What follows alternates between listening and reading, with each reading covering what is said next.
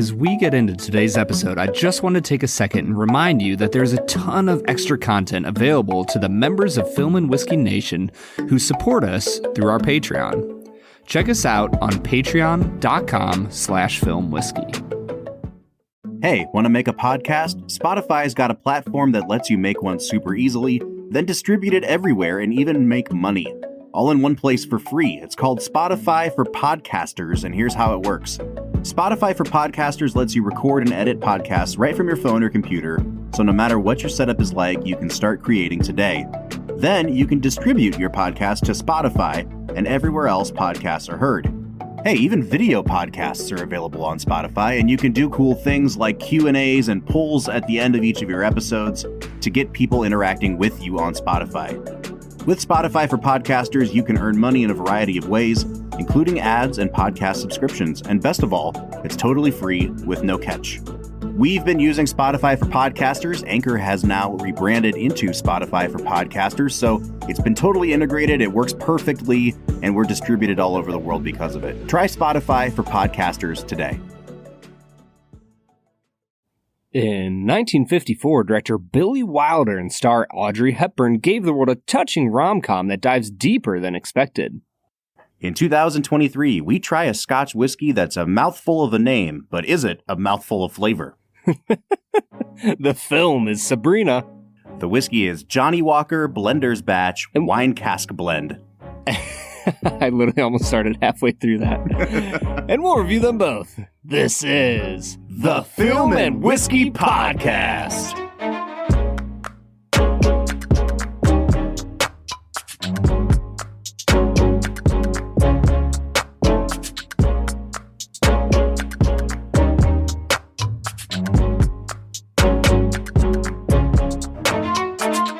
Welcome to the Film and Whiskey Podcast, where each week we review a classic movie and a glass of whiskey.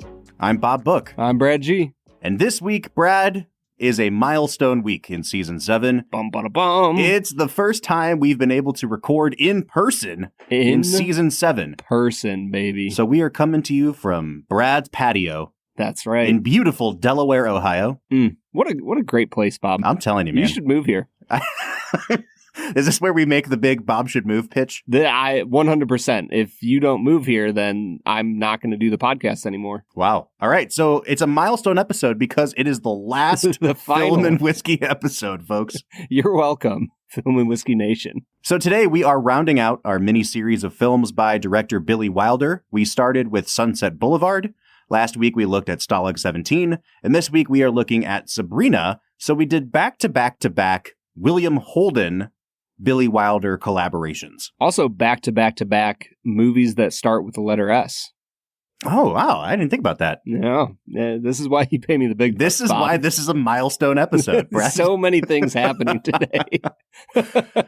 All right. So we kind of talked about this a little bit, you know, both with Sunset Boulevard and Stalag 17, that Wilder is a very versatile writer and director. And his films span from really bleak film noir to really biting kind of satire to kind of frothy rom-coms.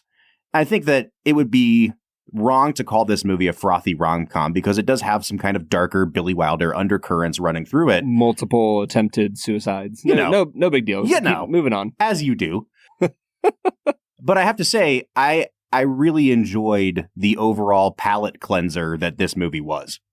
Yeah, after Sunset Boulevard, I think Stalag 17 had a nice feel to it, and it was decently funny, but there was still some elements of it that didn't quite work for me.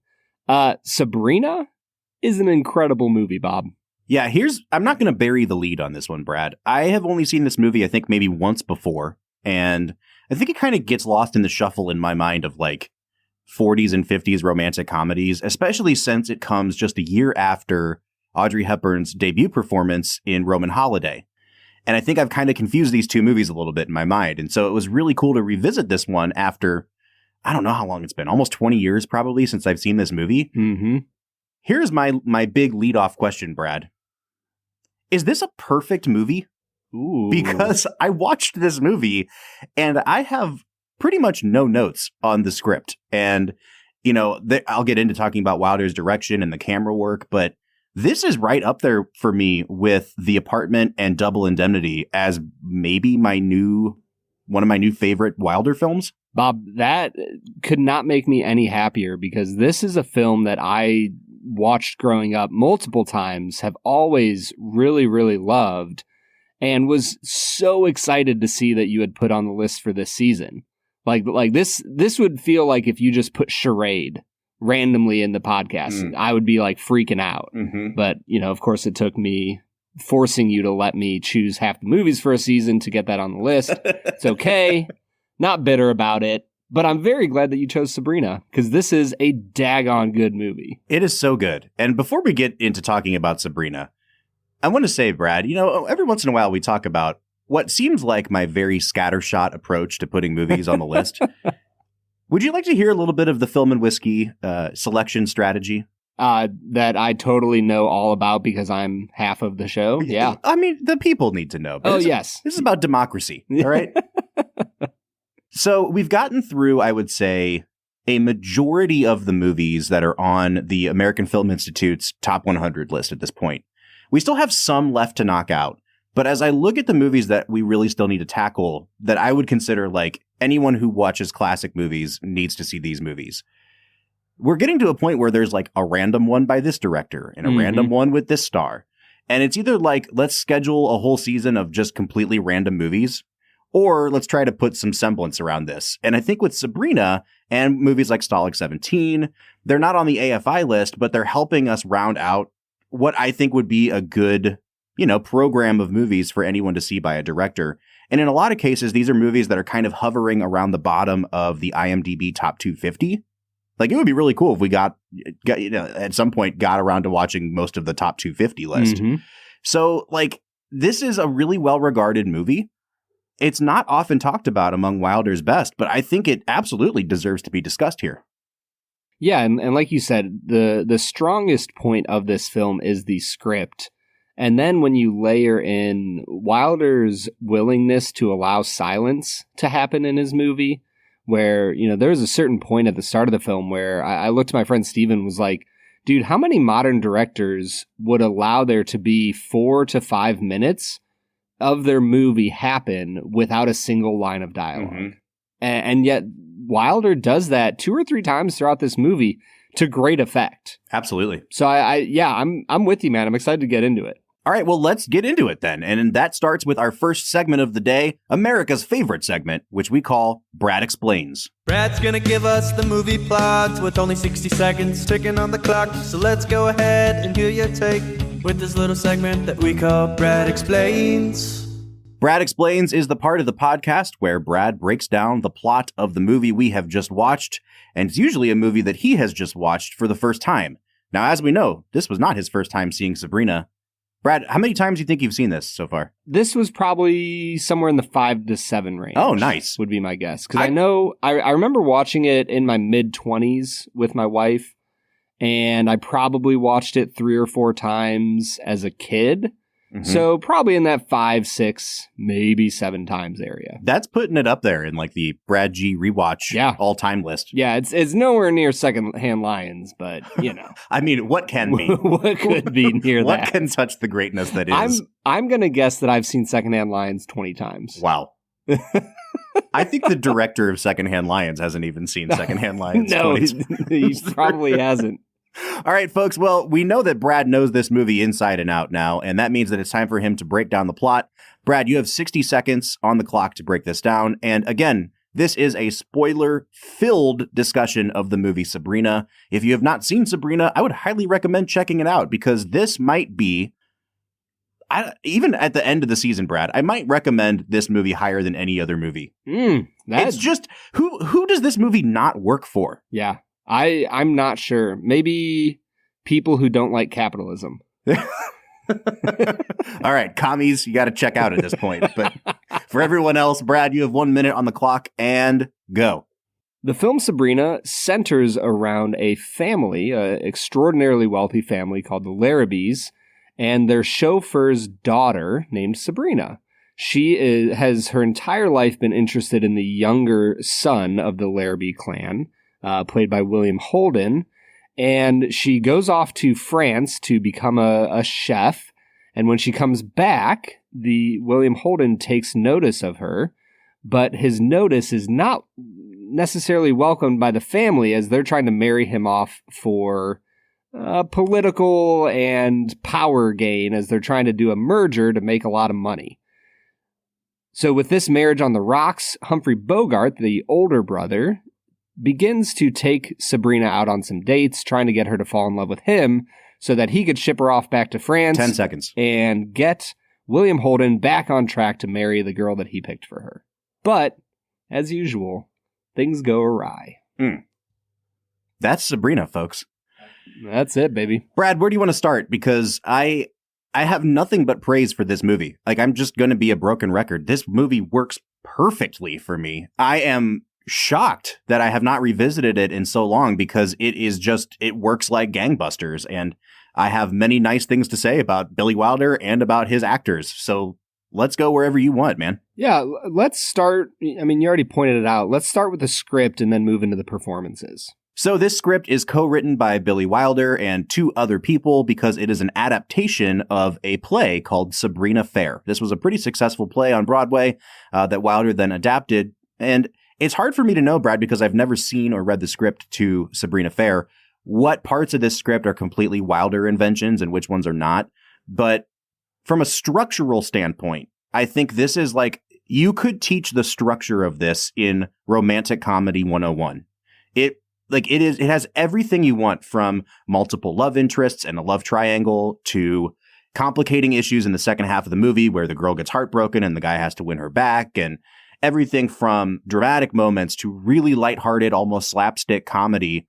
It just, the way it unfolds, even before we get into the dialogue and the funny moments, I want to talk about the structure of it, because I don't know that I would change a single thing about the way this movie is structured. I was going to say, the only movie we've talked about on this level in the rom-com space would be When Harry Met Sally. Yeah. And I guess I'd ask, would you say that in a similar sense, like, it feels like When Harry Met Sally set the formula for modern rom-coms? Would you say that this did the same in 1954? I mean, it's hard to say that because there's been such a long history of romantic comedies, like even before this movie.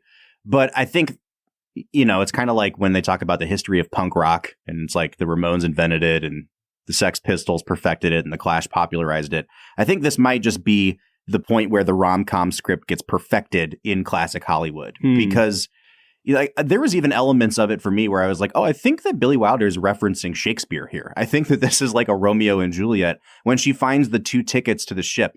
And it really reminded me of the ending of Romeo and Juliet, where, you know, one of them wakes up and sees the other's poison, and then they drink the poison, and then the other one wakes up and they stab themselves. It's just like there's a complicating issue here surrounding this kind of MacGuffin thing that you only get in those kind of classic Shakespeare dramas and comedies. Yeah, I'm glad you brought up Shakespeare, because I feel like this almost has a case of mistaken identity feel to it, even though like everybody knows who everybody is. But when Humphrey Bogart kisses Audrey Hepburn and like tells her like, "Well, we're just keeping it in the family," see, like. What's that? Is that your Bogart? I think that was more of a Jimmy Stewart. Jimmy Stewart being Edward G. Robinson? Yes. Okay. That's what I was shooting for. Thank you. Very least. You nailed it, man. When he's telling her that they want to keep it in the family, it almost turns into this like, I'm in love with David, the younger son, and yet I have to put up with the older brother for a time in order to get to him. And it just has a very deeply Shakespearean feel about it. And I think that's what makes it such a classic that can stand the test of time. Well, I think at its heart, you know, the obvious read on this movie is, what if we took the Cinderella story and put it in 1950s America? And it's not that it follows the same beats as Cinderella, obviously, but it's like you start off with the, you know, the poor, quote unquote, like waifish girl who then goes off and gets prettified at the ball and comes back, and then now everybody wants her, right? But what I love about this movie is that it doesn't follow those beats, and the majority of the movie is, okay, what happens after Sabrina comes back from Paris? Now everyone's interested in her.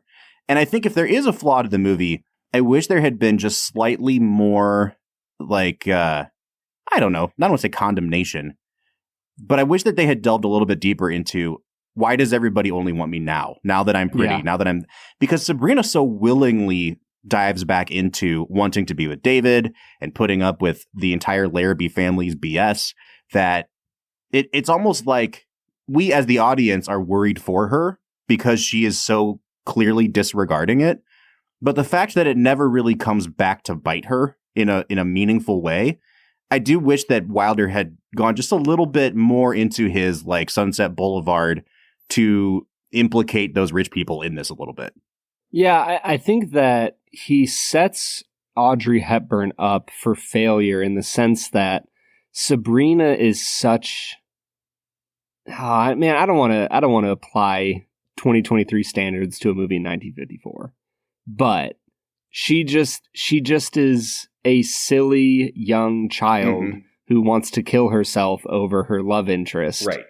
And even when she comes back after 2 years in the quote unquote world and learning about herself and like growing and maturing, and then falls immediately back into her bad habits, if you will. And I think that for me is the weakest part of the film, that I wish she had a little more gumption and chutzpah by the end, when she comes back and stands up for herself. But I don't know, man. And even the way William Holden plays it, it's almost as if she cast a spell on him. Yeah. And so there's certain parts of his role that feel slapsticky. And I'm not sure how I feel it fits with the overall tone of the movie, especially when you compare it to Humphrey Bogart, who just looks angry that anything is not making him money. So here's the thing. Like, I feel like our read on the script is bleeding into our read on the performances, but I want to go back just for a second to what you're saying about William Holden, because what happens with his character, I think, is pretty emblematic with the script, which is that it has a lot of big reveals about the characters, but it never portrays them as like, aha, it's a big reveal. It comes out very organically. And I think for me, a lot of those reveals work really well. But with William Holden's character in particular, your read on him as a member of the audience for the first, say, hour of the movie is that he's just a playboy and that he treats every woman as disposable and he's just kind of banging his way across Long Island. And what you come to find out about him is that he's actually just a hopeless romantic and he falls in love too easily. And he's been married too many times as a result of that, not because they're marriages of convenience. And in fact, they're very inconvenient for his family. And what I wish they had done with his character a little bit more is really underline and emphasize he is not a bad guy. He is not, I mean, he looks like a playboy, but it's because he's actually as much of a silly romantic as Audrey Hepburn's character is. And I don't know that that's necessarily apparent on the surface unless you like really pay attention to that one kind of crucial scene where he gets cornered by his dad and his brother and they're trying to get him to stop seeing Sabrina. I mean, I think it's also kind of revealed at the end of the film when he returns to the board meeting, because he's such a hopeless romantic that he finally kind of sees outside of himself for a moment and goes, oh, holy crap, like my brother has fallen in love with this beautiful young woman. I'm going to help him accomplish that in any way that I can. And I think that's the moment of redemption for him where you realize, like you said, he's not necessarily doing it just because he wants to get laid. He's doing it because he genuinely is, hopeless romantic. That's the best way of putting it. Okay, before we dive into the performances in earnest, I want to keep talking about this script a little bit because Billy Wilder is known for having just fantastic, like if his scripts were an article, they'd have the best pull quotes ever because there's just so many great one-liners. And this movie is just full of moments that made me laugh out loud. I thought some of the one-liners in this movie, whether they were written by Wilder or if they came from the original play, I thought they were just absolutely perfect. And Brad, I'm wondering what lines in particular stood out to you? Oh, man. I love when she's in Paris and the older gentleman who makes a perfect souffle tells her, he guesses that she is unhappily in love. And he says something along the lines of like, a woman who's happily in love, she burns the souffle, but the woman unhappily in love, she forgets to turn on the oven. It's just such a clever line that really sticks with me. You know, for me, the more I think about it, the more I realize that most of the lines that worked perfectly for me come out of Bogart's mouth. And I don't think Bogart really gets enough credit as a comedic actor because he didn't do a lot of straight comedies. And even in the comedies he's in, he's always playing kind of like the straight man. But his timing is just perfect in some of these lines. There's a line towards the end of the movie where they're in that boardroom and he has called everyone together because he's trying to send his brother David off with Sabrina to Paris. And so David's fiance is in the room and talking about how she bought these, like, I don't know what it was, like these Hawaiian or Tahitian or something cloths. And, and then you just hear him mutter under his breath, I hope they're returnable. And it's just little moments like that. There's a great moment where after William Holden's character sits on a champagne glass and gets glass all up in his butt. Like they have to do surgery on him. And there's this great visual gag of Bogey gets a hammock made for him with a butt cut out of it so that his butt can sit down in the hole. And as he's helping William Holden over to the hammock, William Holden's like, you know, I've been trying to write a poem for Sabrina and I can't quite finish it. What rhymes with glass? And there's just this giant like ass cut out of the hammock that's just lingering there. And Bogart's like, how about alas? Yep. I mean, like I could go on and on, man. The lines in this movie are fantastic. Yeah. Or when the father is talking to Linus and Linus says something along the lines of if you want her, just take her. Like, this is the 20th century. And the dad goes, the 20th century? I could pick a better century out of a hat blindfolded. And it's clever. It's funny. And even in that, like, there's a few really great little tiny monologues, especially by her dad, the chauffeur Fairchild. Like, when he's talking about democracy being a wickedly unfair thing. Mm-hmm. And what's the line after that about nobody poor? They basically says, like, they never call anyone poor democratic for marrying rich. Yep. They only call rich people democratic for marrying poor. Yes. Yeah. Exactly. And it's like, he just has some really insightful lines about the culture of financial stardom, I guess you could say, which is, if you're anywhere on YouTube nowadays, you see all the financial bros out there. I'm like, I think Wilder would have something to say to them. Oh, for sure. Well, and I think that's why this movie works on so many levels for me, because there is some really biting satire, and not even satire, but just kind of really withering observations about class in this movie. He doesn't go too far into it. And I think if he did, it would have taken away from the romance of it all. But there's a moment where it's when Audrey Hepburn first comes back from Paris and she's gotten her Cinderella makeover and she's dancing with William Holden out, you know, behind the house at this party. And the mother of the family comes up and is just super dismissive to Sabrina. And she has this line where she says, oh, you'll have to come over and cook for us sometime. And it is like, as I watched that, I was like, you are the worst. That's like her only real moment in the movie. And you're like, oh, you suck. Yeah, but it works.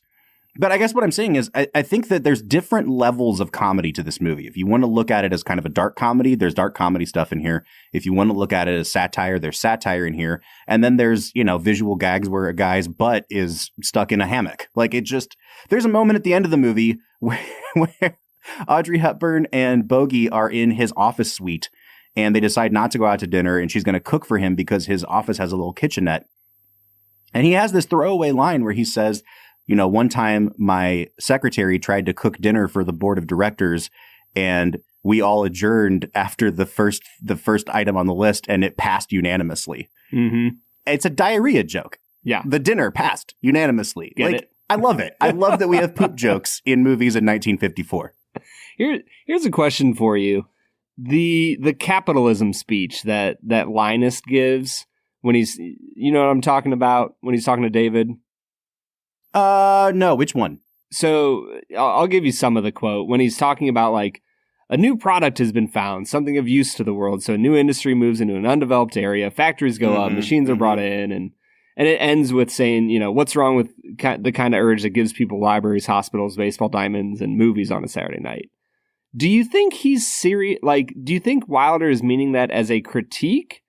Or I was just curious your feel on that line, because I don't know if I've ever heard Out of Hollywood, which is, famously left of center. I don't know if I've ever heard a more pro-capitalism speech. Yeah, that's a hard one, because I don't think there's anything necessarily in that speech that Wilder would condemn. And especially, like, as an immigrant, like, he, as much as he kind of crapped on American culture a lot, like, he bought into it a little bit.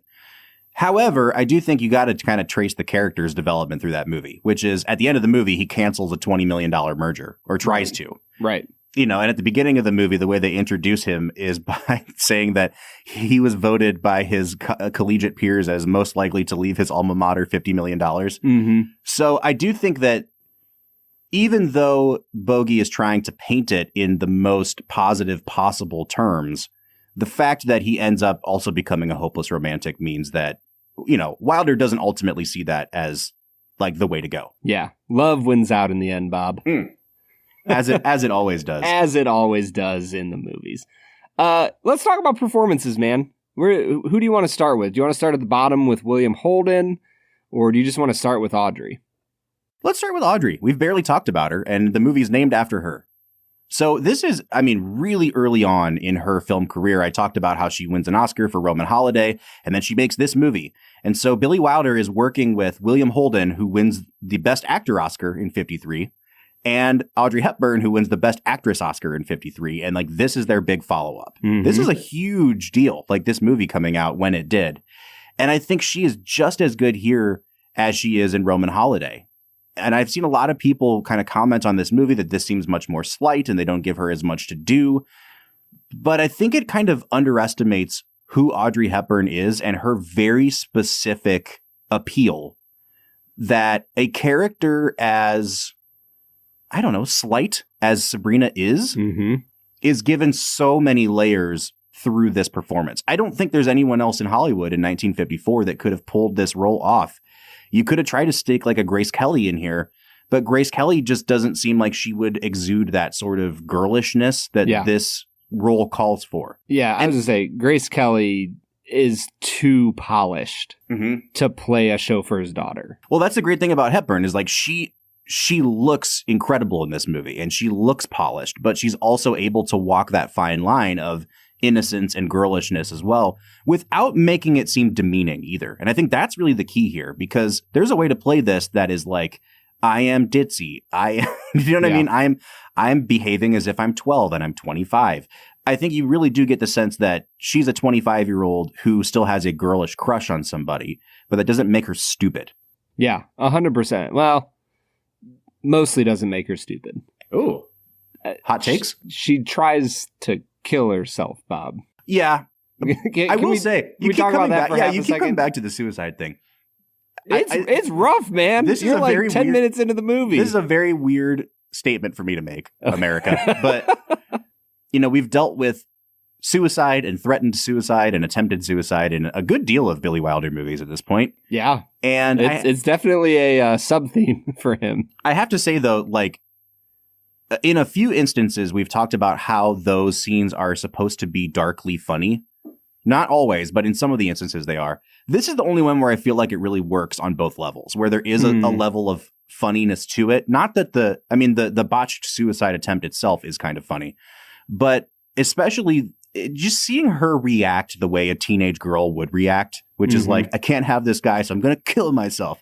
And then she writes this suicide note that she thinks is like really nice and polished, and then remembers, P.S., don't invite David to my funeral. And it has the energy of like, don't come in my room, Mom. Yes. It's so great. And I think having those touches where, first of all, it's 10 minutes into the movie, she's not going to kill herself.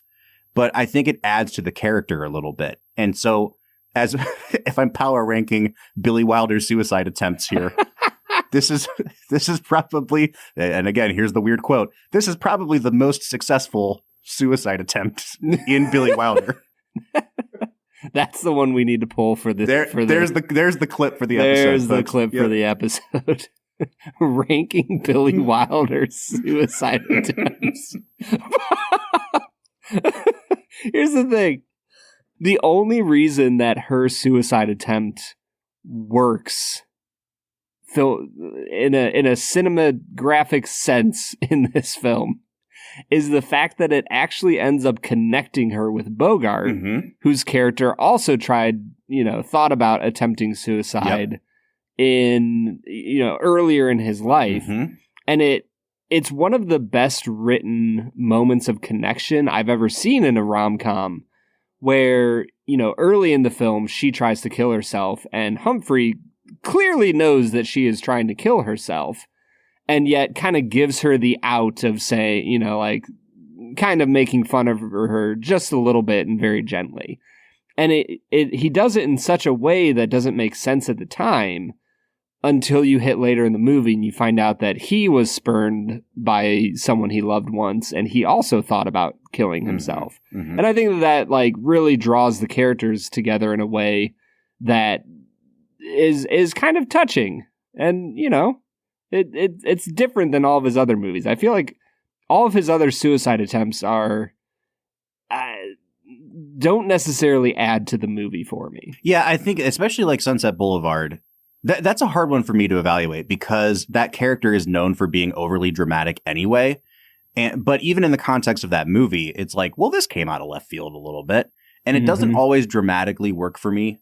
It worked in The Apartment. The Apartment, I think that is one of the most crucial elements of that story, that Shirley MacLaine tries to kill herself. And, just as an aside, Brad, I think that I saw so many parallels between the way that Hepburn plays Sabrina and the way Shirley MacLaine played Fran Kubelik in The Apartment. Yeah. Even to the point where when she's getting very visibly hurt by things that are being said to her, she does the almost like whisper. I'm internalizing this. And that was something MacLaine did, 7 years after this in The Apartment. So I don't know if it's something that Wilder is specifically directing his female leads to behave that way, but I'll tell you what, man, it works really well. Yeah. And if we can kind of pull back for half a second, I think it's fascinating that Wilder is talking about such a delicate subject in the 40s and 50s. It's something that our society struggles to talk about in 2023. And so for Wilder to take on such a heavy subject so much earlier in American society, I think it's really brave of him. And I guess I'm curious if you think he handles the subject well throughout his filmography. I mean, I think you have to remember that he kind of has one foot in the theater. And that's not to say that he was a theater writer, but a lot of his movies are adaptations of plays. And I think just on the stage, people love to kill themselves. That's true. So there is that element to it.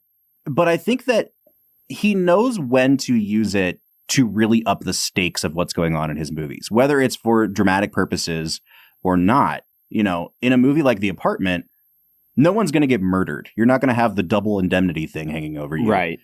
But the fact that Fran Kubelik has been used and tossed around this boys club, and then she tries to commit suicide, that's the moment where it clicks for Jack Lemmon that these are real humans that I'm screwing with their lives right now. Yeah. And so I think Wilder knows when to use suicide and when to threaten suicide to up the stakes. And for the most part, it really, really works.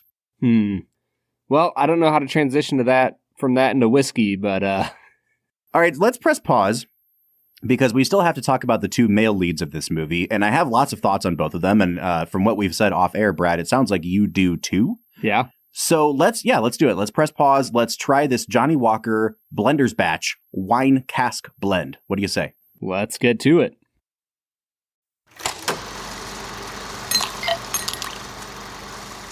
All right, everybody. Today we are drinking Johnnie Walker Blender's Batch Wine Cask Blend, the greatest name for a whiskey that's ever been thought up of.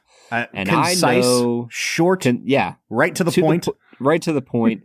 And I know absolutely nothing about it, Bob.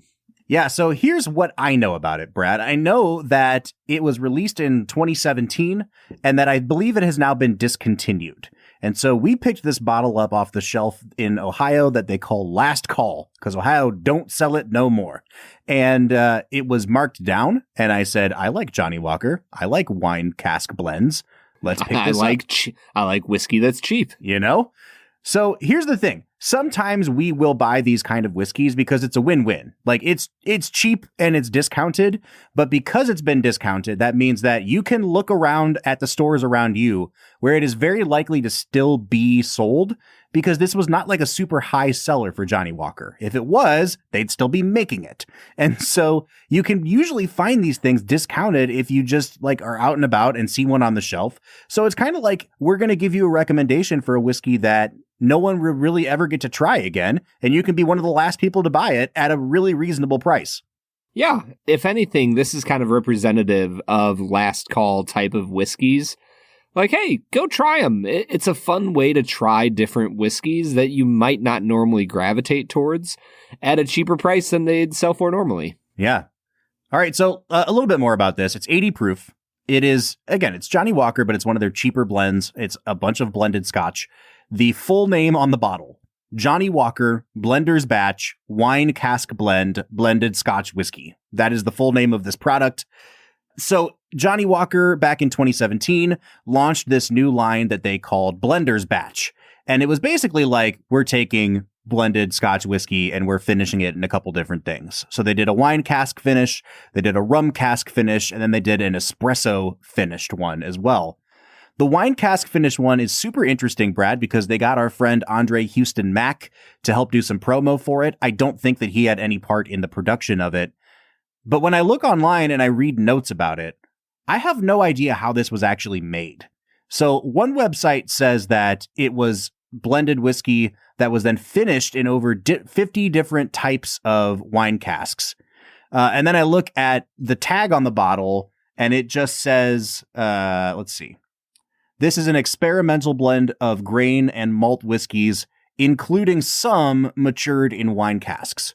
So that would suggest that a lot of what went into the blend happened after they already pulled it out of the wine casks and not before they put it into the wine casks. So I don't freaking know, man. It's cheap whiskey. It's blended scotch. There's some sort of wine flavoring going on here. Let's dive into it.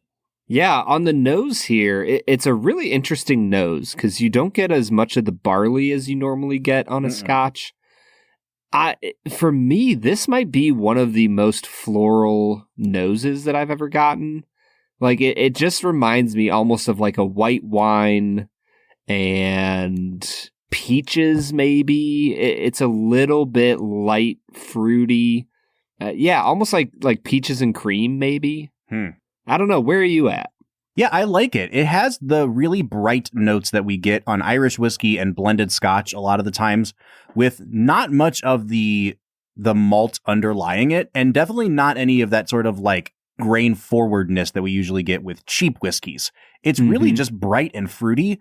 And to me, it smells like, do you remember the little boxes of raisins that we would get in our lunch boxes as kids? Like cardboard boxes that you would have to pry open with your bare little fingers.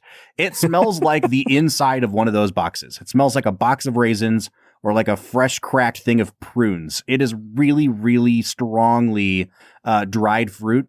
And I like it a lot, man. I'm actually going to give it a 7.5 on the nose. Yeah, I'm in a similar place, a little cooler than you, but I'll give it a 7 out of 10. The longer I sit with it, the more I do get a few more traditional like honey notes kind of coming through, which make me excited. But yeah, we'll see. Let's get into the palate. So I took a swig here, and I'll say this much about it: it is really, really thin. Like, it is very watery and really, really light on the palate. However, it has like a pretty strong smokiness to it. It's not peat, but it's almost like cigarette ash smoke. And I don't get a ton of fruit. I get a little bit of like creaminess, a little bit of honey on this, but not a ton of fruit notes, and certainly no wine notes on this. I'm actually pretty disappointed in this palate, Brad. Huh. I think maybe on the finish, I start to get a little bit of that cigarette ash you're talking about. For me, mid-palate, I get a little bit of raspberry. The peaches flavor has stuck around from the nose, but it's definitely very light. Honestly, this kind of reminds me of like a really delicate white wine. I don't know, like a Sauvignon Blanc type of feel. It's very light, very airy. And I guess, I don't know, I'm so used to finishing whiskeys in red wines and cabs and, Pinot Noirs and things like that. I think that they used white wine in this. Sorry, not that they blended white wine in. I think they used white wine casks in this. Like, there's just too much going on that's light and airy and floral for me to think that this has a lot of red wine influence. I'm not going to disagree with you there, and you certainly know wine better than I do, but I think that the grain on this manifests in like a very immediately bitter way. Like, I just took a second sip of it, and I mean, like, tip of my tongue. It's like, hey, I'm going to put this cigarette out on your tongue now.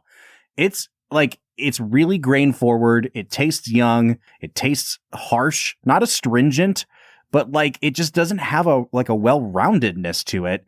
And any of that sort of light effervescence that I kind of pick up on it, like almost like a champagne kind of feel to this, is immediately just like stomped out by this overbearingly bitter smokiness too. I don't like this, man. I'm going to give it a 5 out of 10 on the taste. Huh. Yeah. For me, I actually kind of like the palate. It's light and airy. I'm down with it. I'll give it a 7.5 out of 10 on the palate. All right. That takes us to finish. I think the finish is better than the palate is, but that's because it's a really short finish. It's an 80 proof whiskey that the things that stick around on your palate, I think, are those lighter, brighter white wine notes. I do think there is a sense of like effervescence here. It is, for me, it's a little bit closer to a drier white wine on the finish than it is a sweet one. And I don't mind it, but it's 80 proof. It's thin, not much left on the palate. I think I'm impressed by that because I didn't like the palate, but I don't know that this is an objectively good finish. I'll just give it a 6 out of 10. Yeah, I'll give it a 6.5. It comes down a little bit on the finish. The cigarette ash comes through at the end, which I'm not a fan of. And it just loses a lot of its flavor at the end. So 6.5 for me on the finish. Balance-wise, I think I'll give this a 6 out of 10. It's not an incredibly well-balanced whiskey. It definitely has some sharp edges that, I don't know, normally blending curves off. Yeah. But it didn't here. Yeah, I guess I'll do the same, 6 out of 10. I kind of want to give it lower than that because from the nose to the immediate harsh, strong drop-off of the palate, I mean, it was like drastic for me. Bob, did you know that you could give it a lower score than 6? That is well within your purview. I think because I know that it is a cheap whiskey, I'm not going to give it lower than a 6. But when it comes to value, this is where things get tricky, because if you can still find it at the recommended price, which I think I picked this up for like $25. I don't know what SRP on this is. Let's just say for the sake of argument, Brad, that MSRP on this was like, I don't know, $40. Well, here's the thing. I've looked on a few review websites, and one of them says, and I'm quoting, and the best part, it's going for a bargain price of $69. Nice. We suggest filling shopping carts with them. Filling. We suggest filling shopping carts with them. So that's really funny because I'm looking on Total Wine's website, and Total Wine is one of the biggest, retail stores in America that sells liquor, and they have it listed at $25.99. Now, again, they're not carrying it anymore because it's discontinued, but they sold it at $25, and that's around what I got it for on the last call. So I have no idea what to price this at, Brad. You're seeing it SRP for it at $60-something. I'm seeing SRP on this at $26. Let's just call it $40 because my whole point was going to be when you Google it now, you can't get it cheaper than like $70. So you would have to find this in the wild to make it a bargain anyway. And I think even at $40, this is not a good value. I appreciate the craft that went into it, but let's be frank here. It's not like they're doing this with like a really small batch. This is just huge vats of whiskey that they are using tons and tons and tons of casks of wine. And because they're using so many casks of wine to finish it in, they're hoping that they can blend out any imperfections there too. This is, this is a conglomerate we're talking about. I'm going to give it a 2 out of 10 on value. I think I'll give it a 4 out of 10. I think that what's in the bottle is like decent scotch. It's okay. It may be just barely above average. So I'll give it a 4 out of 10 on value. I don't think it's the worst thing you could buy, but it's definitely below average on value. Well, I am, for some reason, coming out slightly above average. Not even above average. I'm above the midway point on my final score here. I'm at a 26.5 out of 50. Brad, what are you coming out to? I'm a little higher. I'm a 31 out of 50. Wow, a 31. Okay. So that brings us to a 57.5 out of 100, or a 28.75 out of 50. I do not recommend buying. I do not recommend trying. I can see why this was discontinued, and I don't mean to be harsh here because, like, typically, Brad, we don't look down on, we don't talk crap about whiskeys on this podcast, but I just don't think this is good. And like, it makes a lot of sense why this is not being carried anymore. Yeah, no, 100%. I'm with you. I think this is okay. It's fine. I wouldn't recommend getting it unless if you could get it for $25, I'd say go for it. But where it's at now, unless you're like a big Johnnie Walker stan and you just want to try all their stuff, then like, sure, go for it. But if that's the case, you've probably already tried it. So, all right, yeah. Brad. Well, I tried to pair this up with something like fun and bubbly to go with Sabrina, but I have once again fallen right on my face. So I was going to say, let's just talk about Audrey Hepburn. Yeah, man. Let's get back into talking about Sabrina. What do you say? Let's get to it. So here's the deal, everybody. We just absolutely love producing as much content as possible for Film and Whiskey Nation. But if our regular episodes aren't enough for you, then you can head on over to patreon.com/filmwhiskey, sign up for one of our memberships, and you will get a slew of extra content for your listening pleasure. Check us out on patreon.com/filmwhiskey. All right, everybody. That was Johnnie Walker something wine. That's it. And that's all I have to say about that. Yeah, I did not like that whiskey, Brad. Yeah, it was okay. I think I'm finally getting comfortable enough. It's season 7 of the podcast where I'm like, I can say that I didn't like something, and that doesn't mean that this brand will never sponsor us or work with us. Like, and even if they do, like, the thing about it is, Johnnie Walker is not hurting because I said I don't like one of these whiskeys. No, are they a Diageo brand? I think so. They're like one of the big. Yeah, I don't know, man. They might be coming after us with legal action. some libel there. They are the Disney Corporation of whiskey. Oh, man. Well, putting that fiasco behind us, let's talk about Canada's favorite segment, 2 Facts and a Falsehood. Brad is gonna try to stump you, Bob, to our right and what is wrong. 2 Facts and a Falsehood. 2 Facts and a Falsehood is the part of the podcast where Brad presents 3 items to me as fact, typically about the making of this movie, one of which is a complete lie and fabrication on his part, and it's my job to figure out which one is the falsehood. Brad, I'm very excited for this because I don't know a ton about the making of Sabrina. I came straight down to your house this morning before I got a chance to look at all the Billy Wilder books I checked out of the library. So nice. I don't really have a ton of knowledge about this, and I'm going to be winging it. That's good to hear, Bob, because I have 3 of the longest facts I have ever pulled out for 2 Facts and a Falsehood history. All right, man. Let's hear them. Fact number 1. Humphrey Bogart was a last-minute replacement for, this is my personal injection, my favorite actor, Cary Grant. Supposedly, Grant rejected the part because he did not want to carry an umbrella on screen.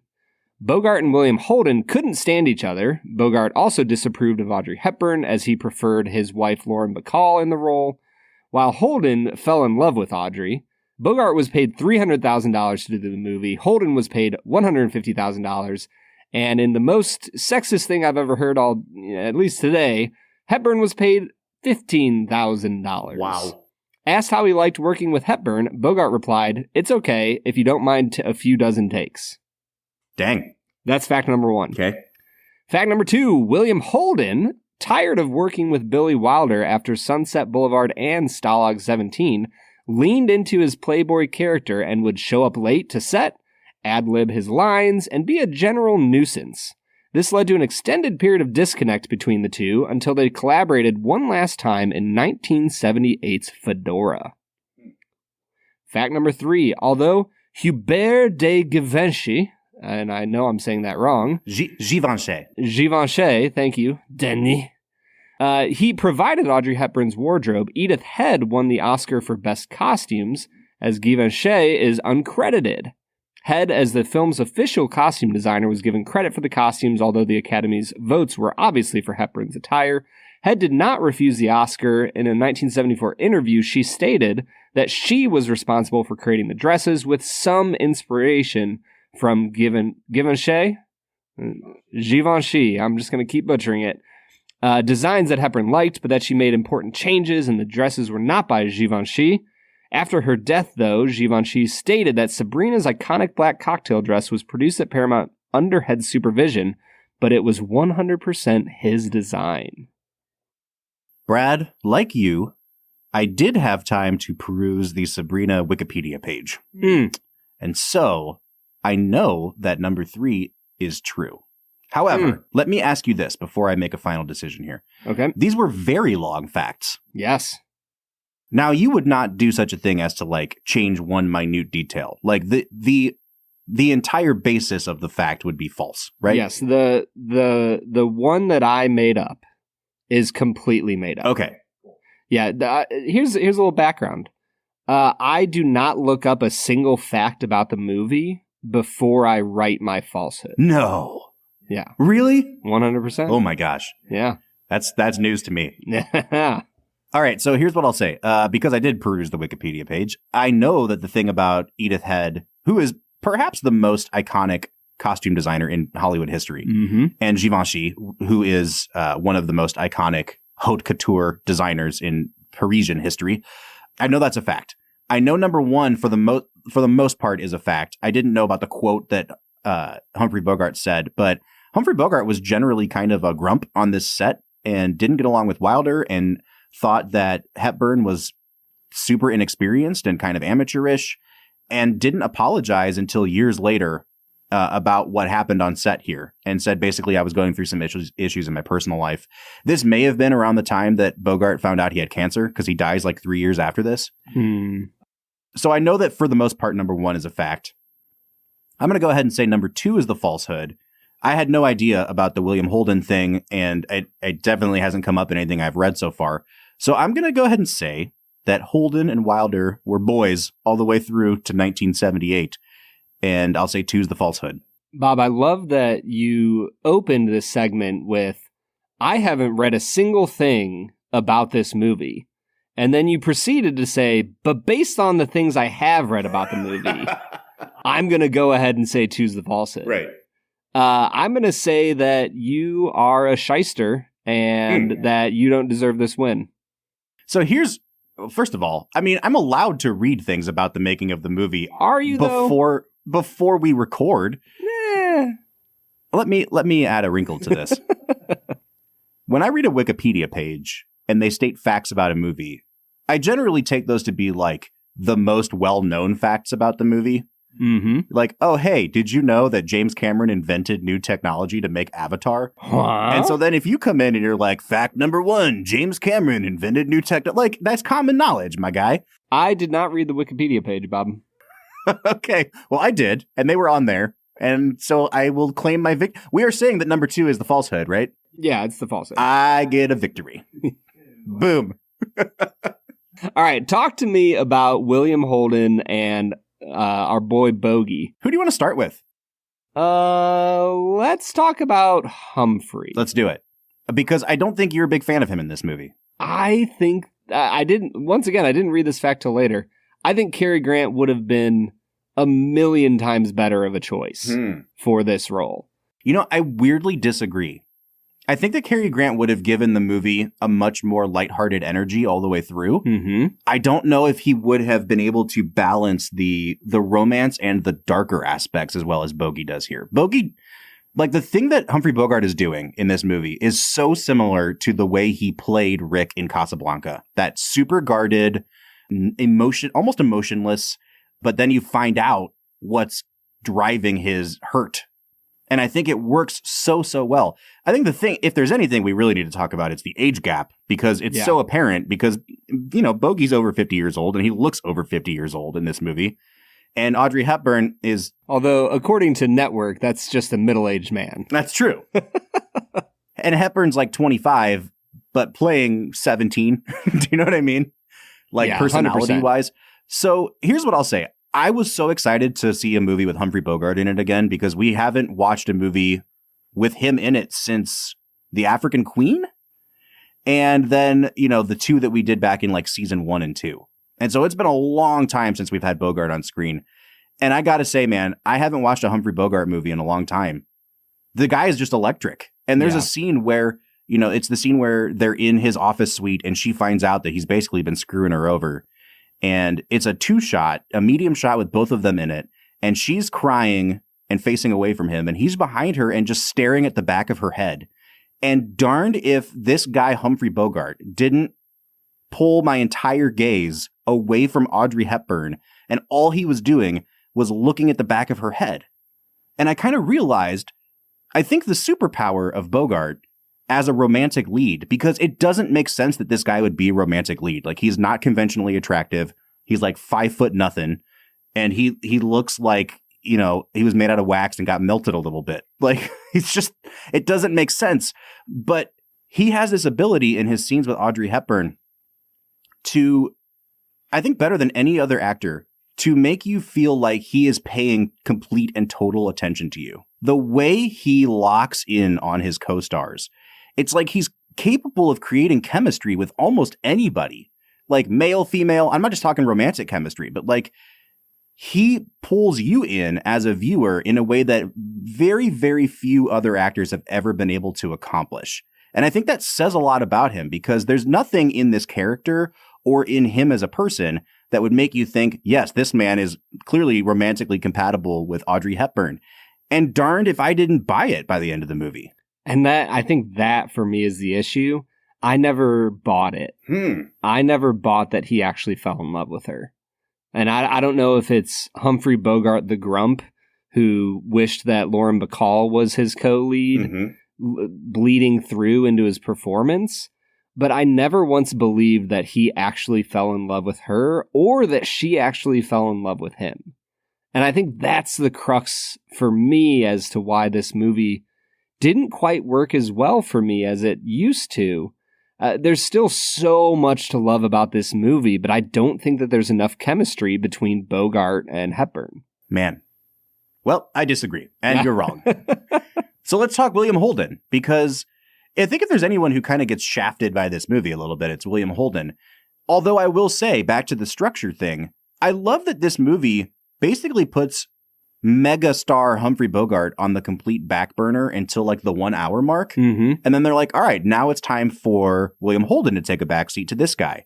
But it never feels forced to me. Like, it's just like, hey, we're going to introduce this new character and we're going to let this love triangle develop really organically. And I love that they aren't constantly undercutting the dramatic stakes of Bogart by bringing William Holden into it a bunch. Like, he comes back in a few scenes, but then he's not really a huge fixture in the movie until the end of the movie again. I guess, Brad, I'm wondering, like, A, what did you think of his performance? But B, also knowing that he's coming off of a Best Actor win, and then he's essentially playing, like, third fiddle to Hepburn and Bogart here. What do you make of that? I think that Holden is the slapstick comedy in this film, and it just feels weird coming off of Sunset and Stalag. Like, he has such a, I don't know, vaporous role where he's just kind of floating around, and I don't know, he just doesn't have a lot of substance to him throughout the film. Even at the end, like when he gets punched by Bogart and he like does a reverse somersault onto the table and like kicks his legs out and he's like, you're in love with her. It just doesn't feel real enough. And I don't know if I'm asking for too much out of a rom-com, but it feels like even at the end, he just is kind of ethereal and not a real person in a way that would make you understand why Sabrina would love him. And, you know, maybe that's kind of the whole point, is that she falls out of love with him because he doesn't have any substance. But at the very least, I thought he was fine. It's just so different than the two movies we just watched him in that it felt jarring, I guess. First thing I noticed about William Holden in this movie is that he's much more blonde than he was in either of the first two movies. Yes, he looks so much different. They younged him up a little bit, which I'm cool with. He reminded me in his demeanor and in his look because of the blonde wig or dye or whatever they did.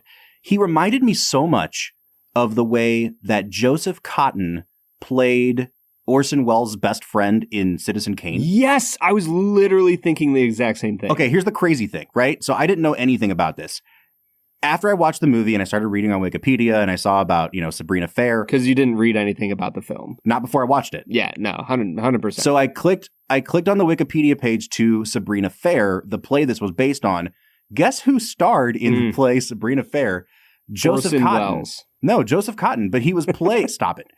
But he was playing the Bogart character in that movie or in that play because, he's older at that point. But it's just crazy to me because I was like, man, I wonder what this would have been like if it was Joseph Cotten. And lo and behold, Joseph Cotten had his fingerprints all over this in some ways. That's incredible. Yeah, I really love that because I'm with you. I think it's his hair and the way he talks that just comes across so much like Cotton's performance in Kane. I honestly think this might be my favorite of the three William Holden performances we've looked at the last 3 weeks. It's just nice to see him be a little more loose and kind of goofy. Not even just, goofy too, but I feel like Sunset Boulevard could have used an ounce of charm. And I was left wondering, does William Holden just not have a lot of charm? And in this movie, it's he totally did. They just didn't use it in Sunset Boulevard. Yeah. I think that his charm works here. And that's the one reason I like him is because he is so charming throughout. But like I said, I just wish his character had a little more depth to it. But I think it's a good performance. I think I like him a little more in Stalag 17. But I like him in both of these films for different reasons. All right, so before we get out of here, let's give some final thoughts on Billy Wilder as a director across these three movies, because I'm looking at his filmography here. And, of course, I closed out the tab, Brad. But I'm going to try to rattle these off from the top of my head. Just from 1950 to 1960, he does Sunset Boulevard. He does a movie called Ace in the Hole, which is now considered a classic. Stalag 17. Sabrina. He does The 7-Year Itch with Marilyn Monroe. He does, I think, 3 movies in 1957, one of which is Witness for the Prosecution, which gets nominated for Best Picture. He does Some Like It Hot, and then he closes it out in 1960 with The Apartment. Dude. I think between 1950 and 1960, he's nominated for Best Director 5 times. Ooh. What a freaking run, man. Yeah, I was going to say, has Spielberg or Scorsese ever come close to a run like that? I don't think in one decade anyone, you'd have to go back to classic Hollywood to find someone nominated 5 times in a decade. That's crazy. I think Coppola did it 4 times in the 70s, but 5 is crazy. Yeah, that's nutty, man. He truly is one of the greatest directors of all time, and I'm really thankful that we chose these 3 movies. I think it's important we got Sunset Boulevard out of the way. And then, Stalag 17 and now Sabrina, I think they show his versatility in really cool ways. I totally agree, man. All right, it's time for us to get into our last few segments of the day, and the first of which is one that we call Let's Make It a Double. We're near the end of the episode, so thanks for listening to the Film and Whiskey Show. Let's pair another film with this one, even if it's a struggle. It's our final segment of the day, now let's make it a double. Let's Make It a Double is the part of the show where we pick the perfect pairing to go with this movie to create a double feature. Brad, I have not given this 1 second of thought before right now. So I'm hoping you have, because I'm going to let you speak while I try to think. I sure have, Bob. I am going to pick a older rom-com from 1940. I think that this would pair incredibly well with the Philadelphia Story. I was thinking about the Philadelphia Story when I brought up the whole William Holden thing. Because very famously, Jimmy Stewart does not win the Oscar in 1939 for Mr. Smith Goes to Washington. And then he makes the Philadelphia Story, where he's very clearly the third banana in that movie, and wins the Oscar for Best Actor. And it's kind of inverted here, where Holden wins for Stalag 17, but then goes and makes a romantic comedy the next year where he's basically playing the Jimmy Stewart character. Yeah.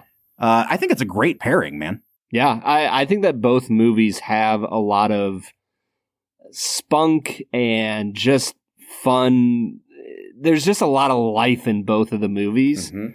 And both of them have absolutely incredible casts. So I think Philadelphia Story is an easy one. If you're looking for just some really fun, witty, older movies with great dialogue, I don't think you could go wrong with Philadelphia Story and Sabrina. I'm kind of in between two movies for mine. One of them would be the 1957 musical Funny Face that Audrey Hepburn makes with Fred Astaire. Mm-hmm. And it's because there's a ton of Paris in that movie, and it's romanticizing Paris, and it's Audrey Hepburn. I think you can never get enough Audrey Hepburn. Yes. However, I honestly think I'm going to go the more conventional route here and just pair this up with The Apartment. I think that there are similar themes across the two. One of them keeps its foot more firmly planted in the lighter side of things, and one of them keeps its foot more firmly planted in the dramatic side of things. But in a lot of ways, I do think these are two sides of the same coin. Yeah, I think that's a great pairing. I need to revisit The Apartment sometime, man. It's so good, man. It's such an incredible movie that I haven't watched since we did it for the podcast. So I'm going to put that on the list of all 40 other movies I want to revisit. I have finally converted you. Oh, man. All right, so let's give this movie some scores. Brad, like I said, I put this movie on the list and really didn't give it a second thought. I have not watched it in almost 20 years. I was not expecting to love it as much as I did. But I'm kind of like basking in the glow of this movie right now. Maybe a few months from now, I'll want to revisit it and give it a lower score. But as of right now, I'm going to give this movie my first 10 out of 10 on the season. Wow. Hey, this might be the most rare occurrence, a beloved Brad childhood movie that Bob is higher on than me. Mm-hmm. I think I'm going to give this an 8.5. I love it. It's fun. It's lighthearted. There's a lot of great dialogue. But at the end of the day, I just don't buy the romantic premise, which makes it hard to give a rom-com a 9 or higher. So I love this movie. I highly recommend that people go see it. It is charming and funny. Like that moment, this is an example of how acting can elevate a movie.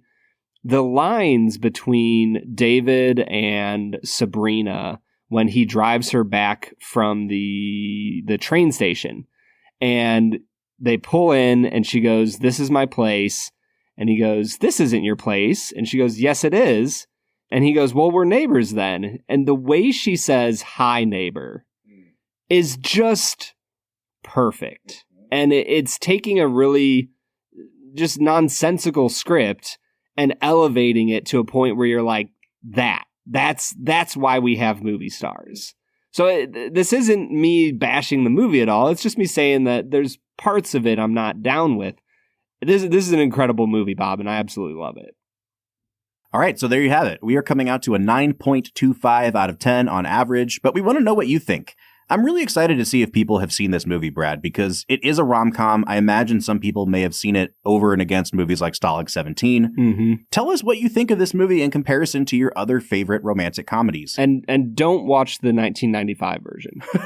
It's like fine, but it's nowhere near the original. The crazy thing is like Greg Kinnear plays the William Holden character in that movie. He actually looks a lot like William Holden. Yes. I can see that. Yeah, he does. Using Harrison Ford as the Bogart doesn't make sense because Harrison Ford he's a sex symbol in his own right, and he has a very particular appeal.